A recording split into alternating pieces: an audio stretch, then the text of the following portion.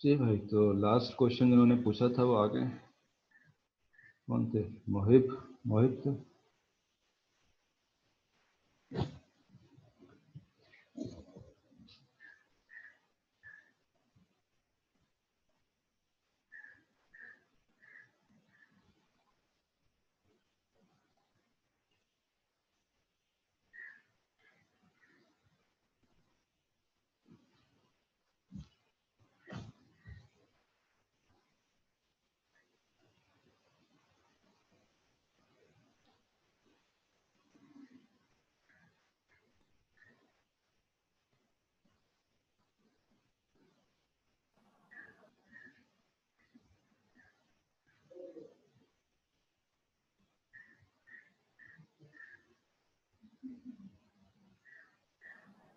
I think he's in.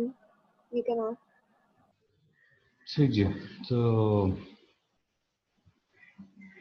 क्या सवाल था? ठीक है, देखिए अगर आपके पास आप एक कम्युनिटी सेटअप चला रहे हैं, उसमें उस कम्युनिटी सेटअप में आप 100 पेशेंट्स को जो है वो मंथली ट्रीट करते हैं। अब अगर उसमें आपके पास 1000 पेशेंट्स आ गए तो आपको उसका क्या फ़ायदा होगा?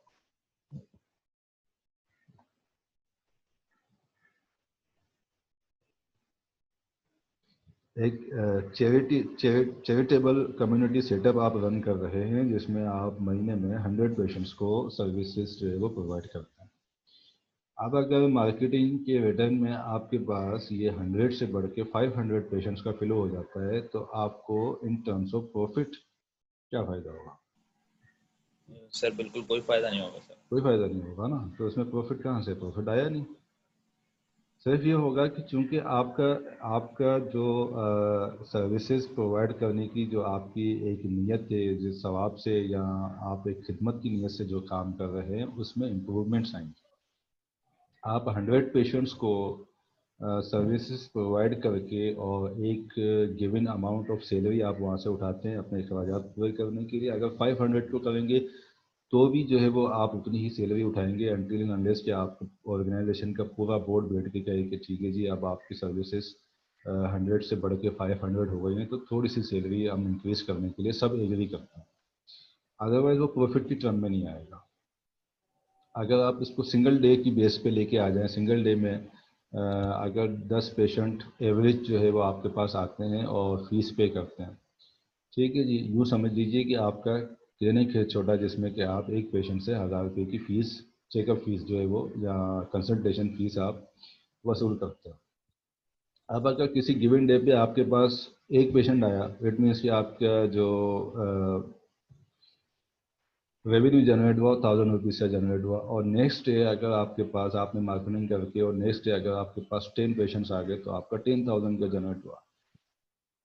प्रीवियस डे के मुकाबले में आपका प्रॉफिट जो है वो इंक्रीज हो गया। लेकिन जब हम चैरिटेबल की उस पर बात चले जाएंगे तो चाहे आपके पास 10 पेशेंट आ रहे हो चाहे 1000 आ रहे हो, आपके प्रॉफिट में कोई वो नहीं जाएगा। सही है सर, ठीक है। ठीक है जी,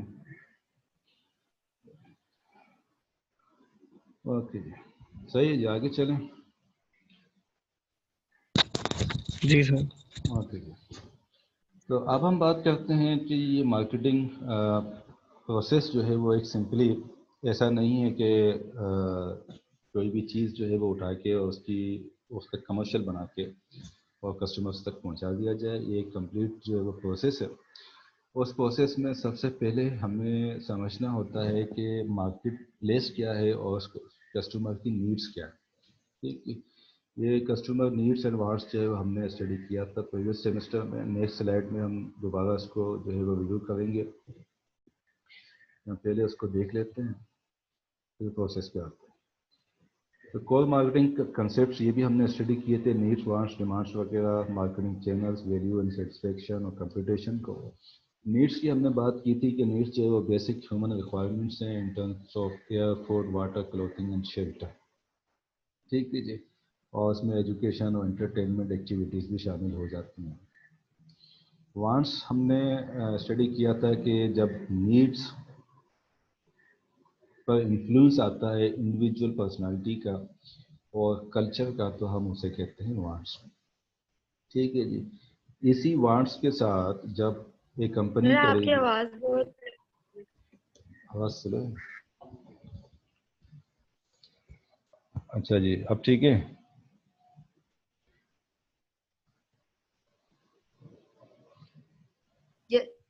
Yes, sir.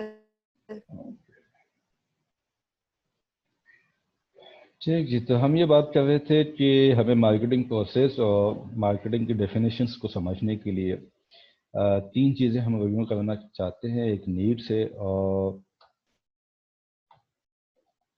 Wants and demands हैं। ठीक, ये नीड्स की हमने बात की थी कि बेसिक ह्यूमन रिक्वायरमेंट्स हैं, बुनियादी जो ज़रूरियात होती हैं ज़िंदगी गुजारने की, वो नीड्स हमारी होती हैं। इन बेसिक ह्यूमन रिक्वायरमेंट्स के साथ अगर किसी की इन्फ्लुएंस आता है उसकी इंडिविजुअल पर्सनालिटी का या कल्चर का, तो उसको हम टर्म करते हैं वांट्स। इन वांट्स के साथ अगर एबिलिटी टू पे, बाइंग पावर जब शामिल हो जाता है तो उसे हम कहते हैं डिमांड्स। ठीक जी, फॉर एग्जांपल आप जब हम सुबह उठते हैं, एक शख्स सुबह उठा और उससे जो है वो अपनी एनर्जी रिक्वायरमेंट्स के लिए या भूख मिटाने के लिए ब्रेकफास्ट करने की ज़रूरत है। ठीक है जी, तो ये एनर्जी रिक्वायरमेंट जो है वो नीड है उस गिवन पर्सन की, जो किसी भी तरह के फूड से मीट की जा सकती है। बेसिक जो रिक्वायरमेंट है, बेसिक जो नीड है, वो बनती है एनर्जी की। अब अपने ब्रेकफास्ट के लिए कोई शख्स क्या चूज करता है, वो उसकी बन जाती है वांट्स। ठीक है, अब फॉर एग्जाम्पल आप जो है वो ब्रेकफास्ट में ब्रेड ले लें, टोस्ट ले लें, पराठे खा लें, जो भी चीज़ है, जो फूड होगा, फूड चाहिए, बेसिक नीड है फूड, बेसिक ह्यूमन रिक्वायरमेंट है, फूड चाहिए एनर्जी की नीड्स को मीट करने के लिए। अब ये फूड जो है वो कौन सा होगा, किस तरह का होगा, किस तरीके का होगा, कितना होगा, उसमें कल्चर, पर्सनालिटी, रिलीजियस, बहुत सारी चीज़ें शामिल होकर वो उसको बना देती हैं वांट्स में। ठीक है जी, नीड्स और वांट्स क्लियर है आपको? Yes sir. Yes, sir. अच्छा जी, इसी तरह से अगर इसके साथ जो है वो बाइंग पावर शामिल हो जाए वांट्स के साथ, तो वो बन जाता है डिमांड्स। ठीक है, फॉर एग्जांपल एक डिनर पार्टी करनी है, डिनर पार्टी के लिए जो है वो बेसिक नीड है हमारे पास कि किसी किस्म का फूड होना चाहिए। ठीक है जी, अच्छा जी, किसी किस्म के फूड के साथ कोई कहता है कि जी कुछ मुझे जो है ना वो शतरमुर्ग का गोश्त चाहिए, शतरमुर्ग के गोश्त की कढ़ाई खाएंगे, ये हो गई वांट्स। अब जनाब ये शतरमुर्ग के गोश्त की कढ़ाई खाने के लिए जो उसकी फाइनेंशियल कॉस्ट है, वो कोई मीट कर सकता है, ये उसकी डिमांड है। ठीक है जी, अच्छा जी, अब आइए बात कीजिए यहाँ पर। तो किसी मार्केट में क्या नीड्स एग्जिस्ट करती हैं और क्या वांट्स एग्जिस्ट करती हैं, उस मार्केट प्लेस में हमें समझनी है उस मार्केट प्लेस की नीड्स और वांट्स पहले स्टेप में। ठीक है जी, अब अगर किसी मार्केट में किसी प्रोडक्ट की नीड ही एग्जिस्ट ना करती हो, तो हमें उस प्रोडक्ट को हम कैसे सेल कर सकते हैं उस मार्केट में? ठीक है, या हम हमारे रेल में एक प्रोडक्ट आ गई कि जी हम कोई ऐसी जो है वो प्रोडक्ट बना लेते हैं, उस प्रोडक्ट की हमने नीड्स एंड वांट्स को स्टडी नहीं किया मार्केट प्लेस में। प्रोडक्ट सारे डेवलप करने के बाद जब हम मार्केट में लेके गए तो पता चला कि जी उसकी जो नीड ही नहीं थी। जब नीड ही नहीं थी तो भाई कोई खरीदेगा क्यों उसको? ठीक है जब, और फिर नीड्स के बाद उसके साथ जो है वो एक कंपनी करती है हमारे पास वांट्स और सिमिलरली डिमांड्स।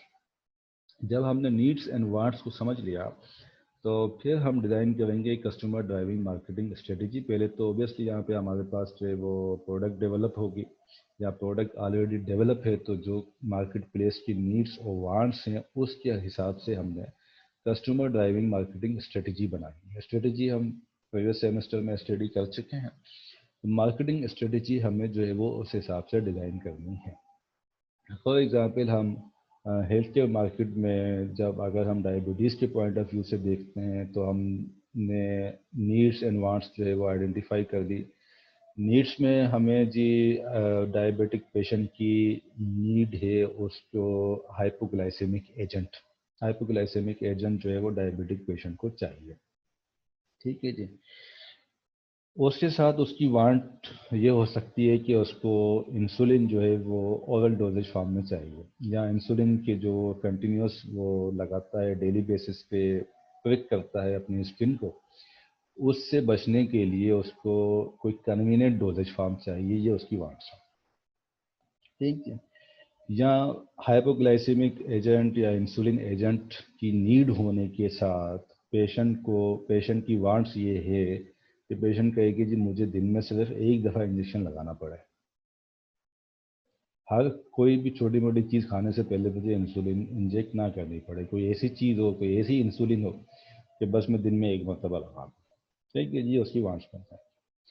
अब अगर हमारी प्रोडक्ट्स या हम अपनी प्रोडक्ट्स को इस तरह से डिज़ाइन कर सकते हों और हमने अगर कर लिया है, तो फिर इस चीज़ को कम्युनिकेट करने के लिए कस्टमर के ऊपर फोकस करना है कि कस्टमर की नीड्स एंड वांट्स क्या है। ठीक है, हम क्या चाहते हैं, हम क्या हासिल करना चाहते हैं, क्या ऑब्टेन करना चाहते हैं, मार्केट की क्या रिक्वायरमेंट्स हैं, गवर्नमेंट क्या चाहती है, ये नहीं। कस्टमर क्या चाहता है, कस्टमर पर फोकस करते हुए मार्केटिंग स्ट्रेटजी उस प्रोडक्ट की बनाना।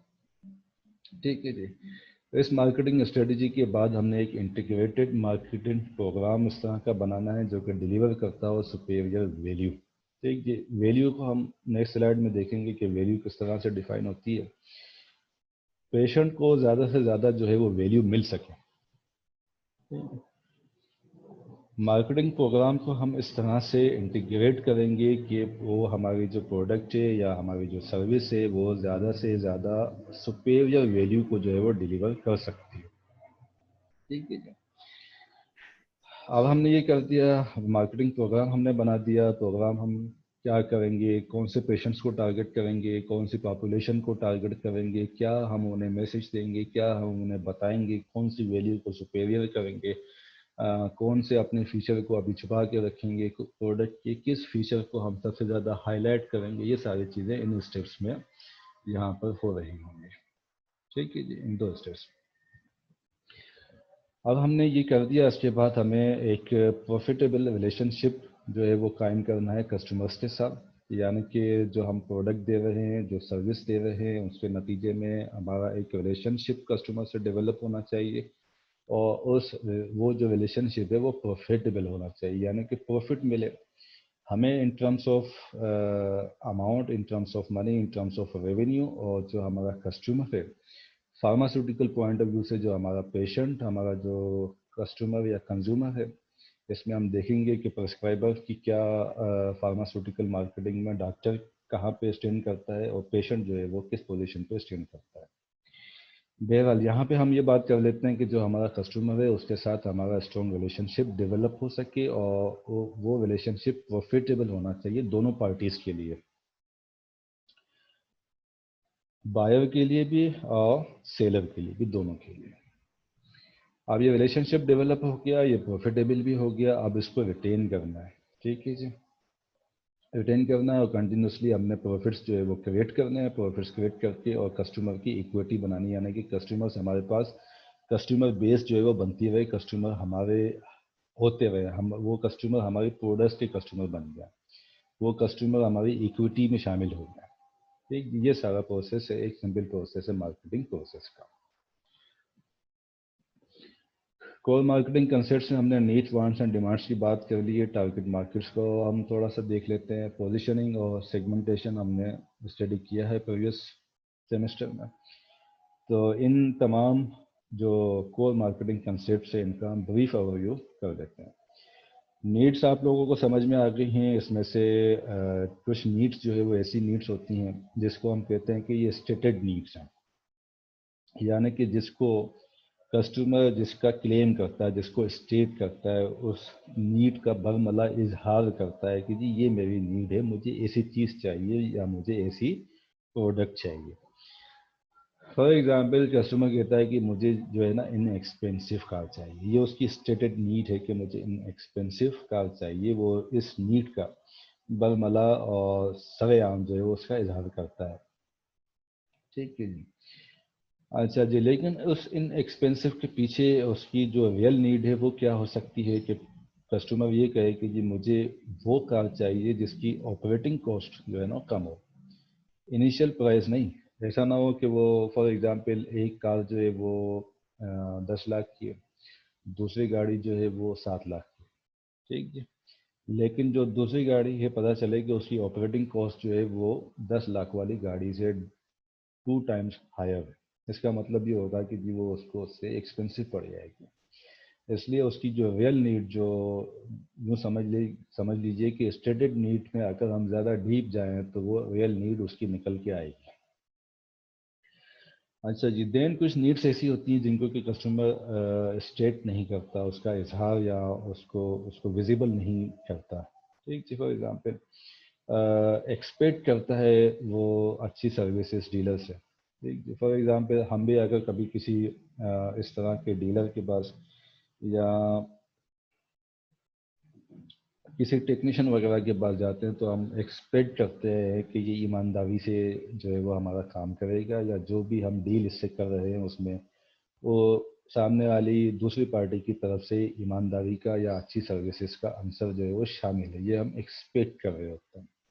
हम कभी किसी से जाके ये नहीं कहते कि जी मुझे आपसे ये चीज़ चाहिए, पहले आप ये बताओ कि क्या आप ईमानदार आदमी हो, क्या आप सच बोलने वाले हो, या क्या आप अच्छी सर्विसेज देते हो।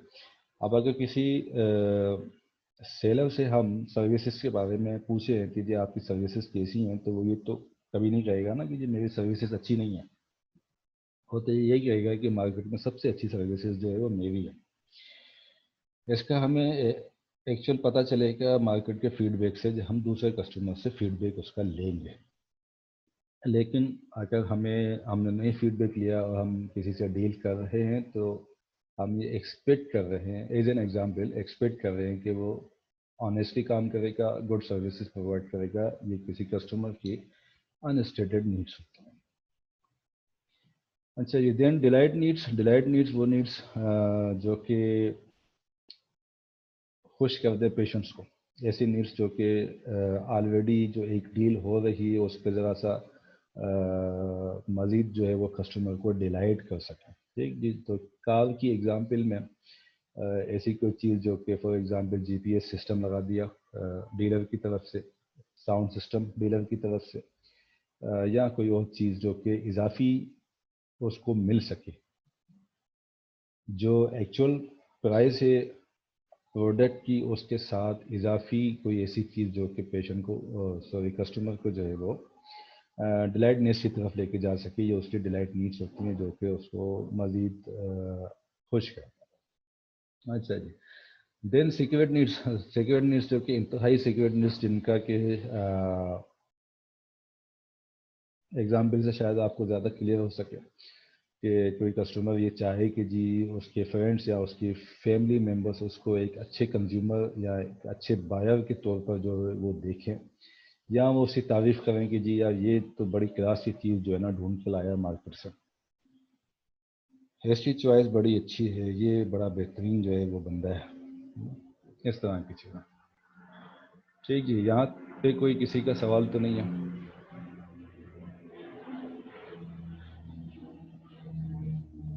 नो।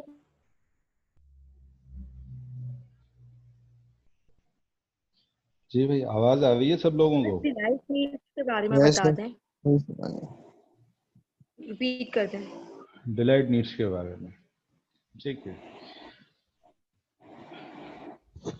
देखिए, डिलाइट नीड्स वो नीड्स हैं जिसमें कि आप कुछ कस्टमर कुछ चीज़ एक्स्ट्रा चाहता हो, कस्टमर कोई चीज़ एक्स्ट्रा चाहता हो जो कि एक्चुअल हमारे डील का उसमें हिस्सा ना बनता हो।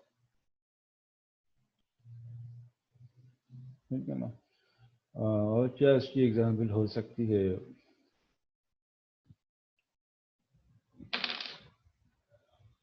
मिसाल के तौर पे एक पेशेंट अगर अपने जो है ना वो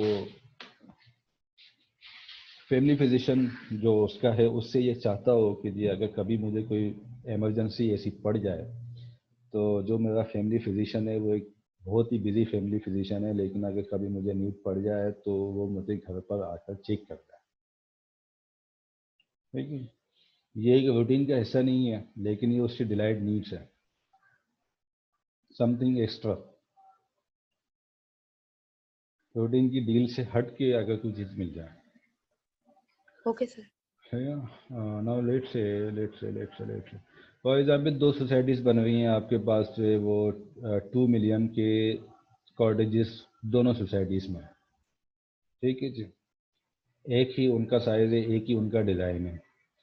अब अगर कोई ये चाहे कि जी मैं सोसाइटी ए में भी 2 मिलियन का कॉटेज है, सोसाइटी बी में भी 2 मिलियन का कॉटेज है, तो मैं कौन सा लूँ? मैं ऐसा लूँ जिसमें कि वो मुझे फर्नीचर भी लगा के देता, या मुझे जो है वो सेवरेज की फिटिंग करा के देते, वो उसके साथ देते। एक एक्स्ट्रा चीज़ जो आ गई हो, जो आपकी खुशी भर दे आपकी डील में, वो चीज़ खिलाती है डिलाइट नीड्स।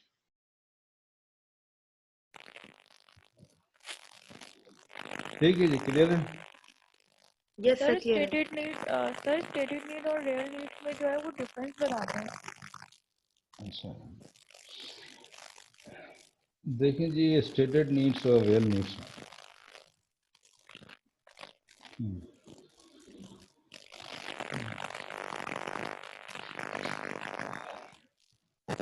देखिए, जब एक कस्टमर ने आपसे कहा कि जी मुझे इन एक्सपेंसिव कार चाहिए, ये उसने स्टेट कर दिया कि उसे इन एक्सपेंसिव कार चाहिए, ठीक है जी। लेकिन इस इन एक्सपेंसिवनेस के होने को जब मज़ीद एलाबोरेट किया जाए कि वो ये इन एक्सपेंसिव चार्ज क्यों रहा है। मिसाल के तौर पे आप फर्स्ट टाइम जो है वो आप ड्राइविंग स्टार्ट करने वाले हैं, देखिए जी। फर्स्ट टाइम जब आप जो है वो ड्राइविंग आपने सीखी है, आपने स्टार्ट की है, अपना हाथ पक्का करना चाहते हैं, आप डीलर को जाके कहते हैं कि जी मुझे इन एक्सपेंसिव कार चाहिए, ठीक है। इसी तरह से मैं भी उसी डीलर के पास जाके कहता हूँ कि मुझे इन एक्सपेंसिव कार चाहिए। ये मेरी आपकी भी एक स्टेटेड नीड है इन एक्सपेंसिव कार, और मेरी भी स्टेटेड नीड है इन एक्सपेंसिव कार। लेकिन आपकी स्टेटेड जो नीड है इन एक्सपेंसिव कार का होना, उसके पीछे रियल नीड ये है कि चूंकि आप एक न्यू ड्राइवर हैं, एक नए ड्राइवर हैं, तो पॉसिबिलिटीज़ हैं कि आप जो है वो कार का नुकसान कर जाएं। ये नॉइस कहाँ से आ रही है, किसी तरह से आ रही है? ओके, ठीक है जी। तो आपने भी इन एक्सपेंसिव कार जाके डिमांड की, मैंने भी जाके डिमांड की। आपके पीछे रियल नीड उसकी ये है कि भाई मैं चूंकि नया ड्राइवर हूँ, नई ड्राइवर हूँ, तो मैं जो है वो शायद जब तक कि मेरा हाथ ड्राइविंग पे सेट नहीं होता तब का चांसेस हैं कि मैं कहीं गाड़ी पार्क करते हुए कहीं पे मार दूंगी, कहीं पे जो है वो किसी तंग गली में जो है वो वहाँ से गुजरते हुए कहीं किसी ठेले वेले पे लग जाएगा, तो इस वजह से गाड़ी का नुकसान हो जाएगा। तो बड़े नुकसान से बचने के लिए मैं इन एक्सपेंसिव कार चाह रही हूँ, ताकि जब तक मेरा हाथ सेट हो जाए तब तक मैं उस कम रिस्क पे जो है उस गाड़ी को चला सकूँ। ये है आपकी रियल नीड। जबकि मेरी स्टेटेड नीड जो इनएक्सपेंसिव कार है उसके पीछे ये है कि जी मैं पक्का ड्राइवर हूँ, मेरा हाथ बिल्कुल सेट है, लेकिन इनएक्सपेंसिव मुझे इसलिए चाहिए कि जी मेरे पास अभी फाइनेंशियल रिसोर्सेज इतने ही अवेलेबल है, या मैं जो है वो एक एक्सपेंसिव कार की जो मेंटेनेंस कॉस्ट है उसको बियर नहीं कर सकता, मेरी फाइनेंशियल इनकम ही इतनी नहीं है। तो आपकी और मेरी स्टेटेड नीड एक ही इन एक्सपेंसिव कार होना, लेकिन आपकी स्टेटेड नीड के पीछे रियल नीड आपकी जो डैमेज कॉस्ट है उसको कम करना है, और मेरी स्टेटेड नीड के पीछे जो मेंटेनेंस कॉस्ट है उसको कम करना है। जी, कुछ क्लियर हुआ? जी सर क्लियर है, थैंक यू।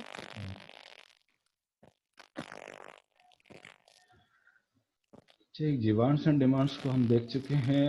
अब जी ये स्क्रीन आप पढ़ सकते हैं, तो ज़रा इसको पढ़िए।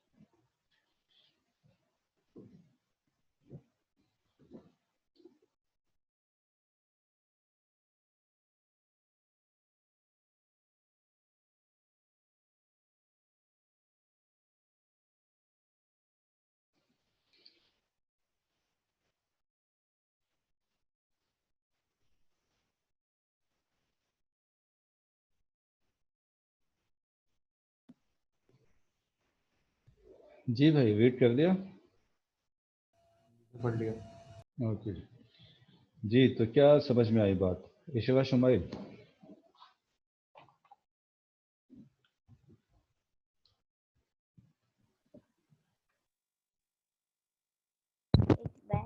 ओल्ड मैन आ रहा है और वो बताता है कि मेरा चेक करता है फिजिशियन, तो उसका कोलेस्ट्रॉल बहुत ज़्यादा बढ़ा हुआ है और जो है बैड कोलेस्ट्रॉल उसका बहुत ज़्यादा, बैड कोलेस्ट्रॉल बढ़ा हुआ है और गुड कोलेस्ट्रॉल बहुत ज़्यादा कम है। तो फिजिशियन उसको बताता है, वो फिजिशियन से बोलता है कि मेरी जो है वो चेंज कर दें, मेडिसिन चेंज कर दें, कोई अच्छी मुझे ब्रांड की मतलब वो दें मेडिसिन। उसके बाद है reason to CC the high cost of the new brand name medication with CC then because here great चलें ठीक है जी, मैं इस पर एक्सप्लेन कर देता हूँ, मैं इस पर एक्सप्लेन। हाँ जी, तो एक 40 ईयर ओल्ड मेल है, विजिट कर रहा है अपने प्राइमरी केयर फिजिशियन को अपने एनुअल चेकअप के लिए। ठीक जी, विजिट के दौरान फिजिशियन बताता है सीसी को, यानी कि पेशेंट को नाम को एब्रीवेट किया हुआ है सीसी से। फिजिशियन पेशेंट को बताता है कि जी आपका जो टोटल कोलेस्ट्रॉल है वो बहुत ज़्यादा हाई हो चुका है, total cholesterol. In addition HDL जो है वो भी, HDL या गुड कोलेस्ट्रॉल जिसे कहते हैं, वो दोनों बहुत कम है, यानी कि टोटल कोलेस्ट्रॉल बहुत ज़्यादा हाई है और गुड कोलेस्ट्रॉल या HDL जो है वो बहुत ज़्यादा कम है। ठीक है जी। अब फिजिशियन स्टेट्स करता है कि जी ये जो पेशेंट है इसको चाहिए एक ऐसी मेडिकेशन जो कि कोलेस्ट्रॉल की जो नंबर्स आए हैं इनको इन लाइन कर सके विथ नेशनल गाइडलाइंस। तो क्या आपका आइडिया है कि क्या नंबर होता है कोलेस्ट्रॉल के गोल्स, क्या होते हैं कोलेस्ट्रॉल्स के, किस नंबर पे सेट करना होता है कोलेस्ट्रॉल को?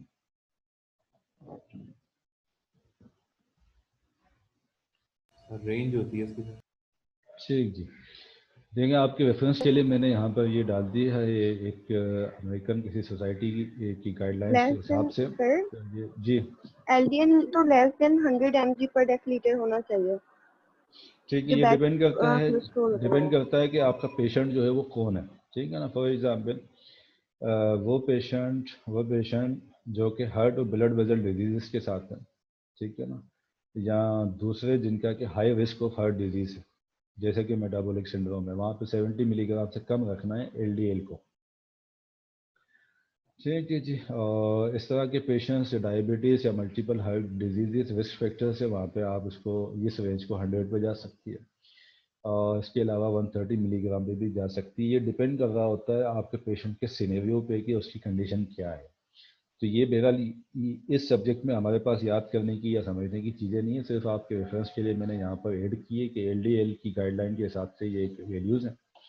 ठीक है जी। टोटल कोलेस्ट्रॉल 75 से 169 अगर 20 या 20 से कम ईयर का पेशेंट है तो, और अगर 21 से अबव है तो ये रेंज जो है वो कम हो जाती है 100 से थोड़ी सी बढ़ जाती है 100 से 199 तक।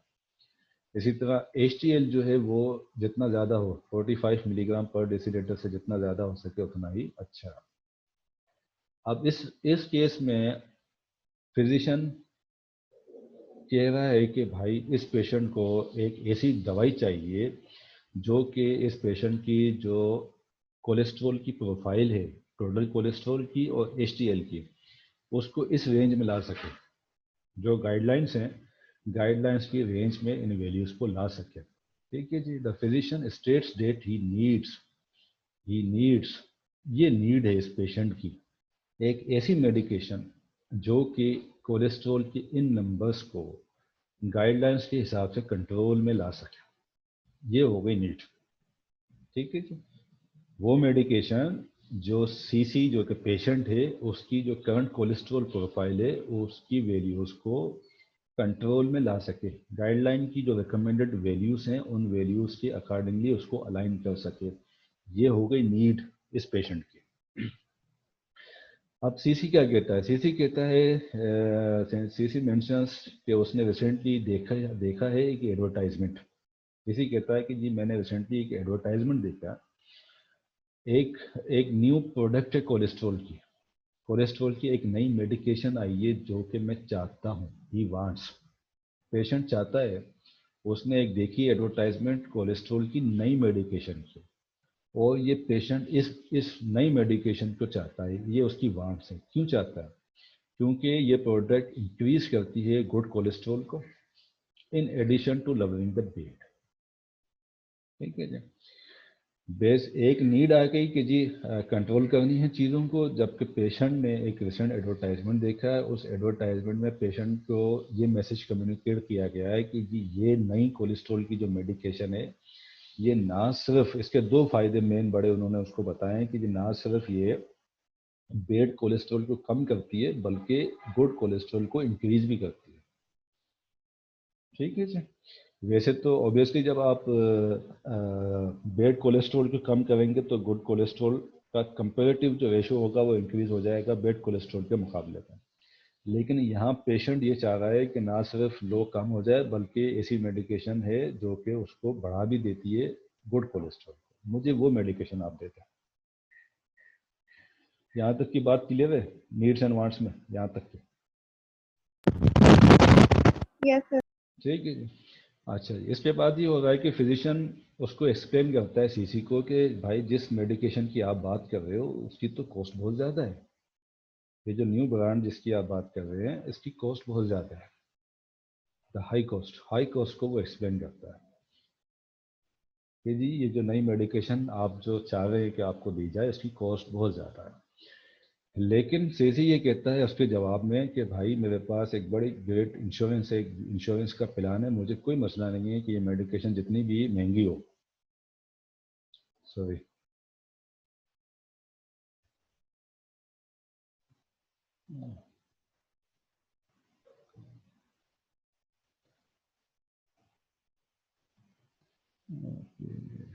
आवाज़ आ रही है आपको मेरी? कहाँ गई इसको? जी सर, आ रही है।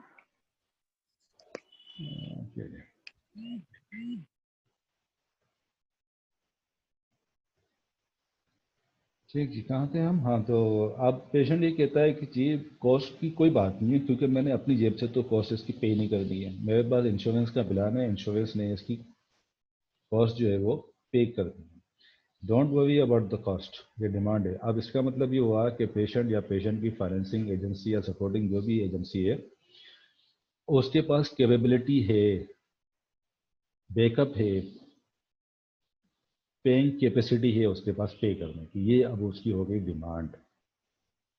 ठीक है जी। अच्छा, उसके बाद क्या हुआ? उसके बाद ये हुआ कि इस पेशेंट के जो दूसरी डेटा थे, लेब लेब के दूसरे जो टेस्ट वगैरह कराए गए थे उसकी जो वैल्यूज थी उसको फिजिशियन ने रिव्यू किया। ठीक है जी, रिव्यू करने के बाद फिजिशियन ने डिसाइड किया कि भाई आपको नई मेडिकेशन नहीं, जिस ओल्डर मेडिकेशन चाहिए। फिजिशियन ने डिसाइड किया कि इस पेशेंट को एक ओल्डर और जिसका जेनेरिक भी अवेलेबल है वो दे देनी चाहिए। क्यों दे देनी चाहिए? बिकॉज ही थिंक्स, फिजिशियन सोच रहा है, फिजिशियन के जहन में जो बात है कि जो older generically already available medication है, पुरानी medication, it provides the most value. ठीक है, इस वैल्यू को हम आगे चल के देख लेते हैं, या चलें पहले देख लेते हैं। ठीक जी, वैल्यू किसको हम कहते हैं? जब जो यूँ समझ लें कि जो कॉस्ट कस्टमर पे कर रहा है उसके अगेंस्ट क्या बेनिफिट्स जो है वो परसीव करता है। ठीक है जी, द बायो चूजेस, एक मिनट आप वेट करें, मुझे चार्जर लगाना है इसमें।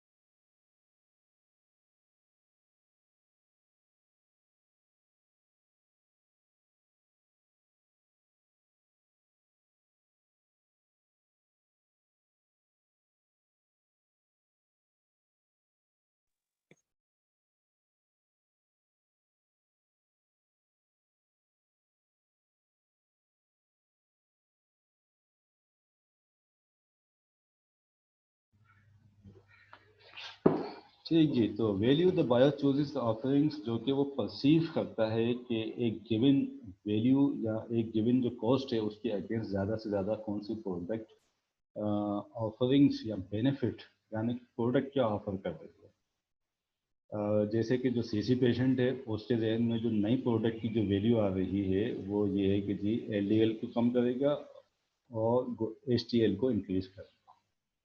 ठीक है, ये उसके जहन में वैल्यू है उस प्रोडक्ट। कॉस्ट को वो कंसीडर नहीं कर रहा। अगर कोई पेशेंट कॉस्ट को कंसीडर करेगा तो वो उसको आप बताएं कि जी ब्रांड ए एलडीएल कम करेगा, एचटीएल को इंक्रीज करेगा, वो है 100 रुपीज़ का। ब्रांड बी भी यही दो काम करेगा और वो ब्रांड है हमारे पास 500 का। तो कस्टमर उसको एनालाइज करेगा कि जी जो 100 रुपीज़ में जो मुझे ऑफरिंग मिल रही है वो मैं 500 में जाके क्यों लूँगा। ठीक है ना जी। तो ये उसकी होती है जी वैल्यू। वैल्यू मैथमेटिकली इसको हम कहते हैं कि जी perceived benefits divide by perceived cost. Patient के जहन में जो बेनिफिट है और उसके जहन में जो कॉस्ट है वो दो चीज़ें। अब अगर बेनिफिट्स और परसीव्ड कॉस्ट दोनों इंक्रीज होते हैं या दोनों डिक्रीज होते हैं तो वैल्यू कम हो जाएगी। बेनिफिट, परसीव्ड बेनिफिट्स और परसीव्ड कॉस्ट अगर दोनों हायर साइड पे जाते हैं या दोनों लोअर साइड पे आते हैं तो प्रोडक्ट या सर्विस की वैल्यू कम हो जाएगी।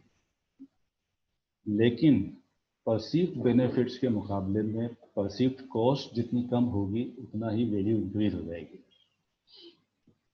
ये बात समझ में आई? किसी की कंफ्यूजन तो नहीं इस बात? सर रिपीट कर दें सर। रिपीट कर। देखिए जी, हमने इसकी बात की कि मैथमेटिकली वैल्यू को हम एक्सप्रेस कर सकते हैं कि perceived benefits divide by perceived cost. जब परसीव्ड बेनिफिट और परसीव्ड कॉस्ट दोनों चली जाएंगी हायर साइड पे, ठीक है, हायर साइड पे। फॉर एग्जांपल हम कहते हैं कि जी परसीव्ड बेनिफिट है 10, ठीक जी, और परसीव्ड कॉस्ट है हमारे पास 10, दोनों हायर साइड पे। तो 10/10 क्या हो जाएगा? 0 हो जाएगा। ठीक, सर 1 हो जाएगा, 0 हो जाएगा कैंसिल। ठीक है। इसी तरह से अगर परसीव्ड बेनिफिट जो है वो दोनों कम हो जाए, परसीव्ड बेनिफिट भी कम हो जाए और परसीव्ड कॉस्ट भी कम हो जाए, तो वैल्यू क्या होगी? तो वैल्यू कम हो जाएगी। वैल्यू कम हो जाएगी। इसी तरह से अब तीसरी बात ये है कि परसीव्ड बेनिफिट और परसीव्ड कॉस्ट के दरमियान जितना गैप इंक्रीज होगा, परसीव्ड बेनिफिट ज़्यादा होगा और कॉस्ट जितनी कम होगी। फॉर एग्जांपल परसीव्ड बेनिफिट है हमारे पास 10 और कॉस्ट है हमारे पास 6, तो इसके मुकाबले में वैल्यू बढ़ जाएगी, इसके मुकाबले में बढ़ जाएगी। इसी तरह से 10 अगर हमारे पास कॉस्ट हो और बेनिफिट हो और कॉस्ट हमारे पास आ जाए 3, तो इसके मुकाबले में और ज़्यादा वैल्यू बढ़ जाएगी। जी सर। ठीक है ना। तो परसीव्ड बेनिफिट्स और परसीव्ड कॉस्ट दोनों हायर साइड पे होंगी तो भी वैल्यू कम, परसीव्ड बेनिफिट और परसीव्ड कॉस्ट दोनों ही लो साइड पे चली जाएंगी, कॉस्ट भी कम हो जाएगी, बेनिफिट भी कम हो जाएगा, तो भी वैल्यू कम होगी। अब जितना गैप बढ़ेगा बेनिफिट और परसीव्ड कॉस्ट